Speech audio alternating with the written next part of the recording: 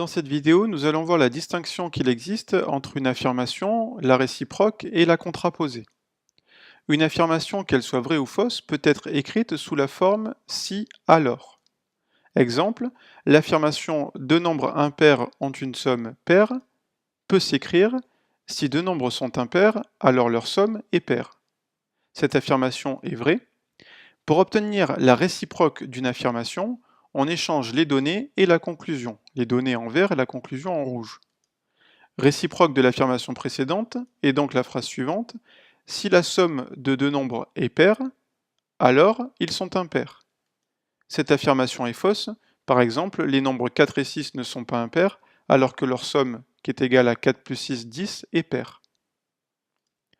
Ensuite, pour obtenir la contraposée d'une affirmation, on échange les données et la conclusion en écrivant leur négation.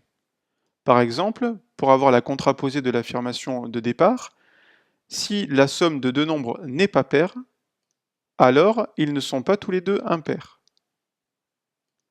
Remarque, la contraposée d'une affirmation vraie est également vraie. Donc ici, la contraposée si la somme de deux nombres n'est pas paire, alors ils ne sont pas tous les deux impairs, est une affirmation qui est vraie.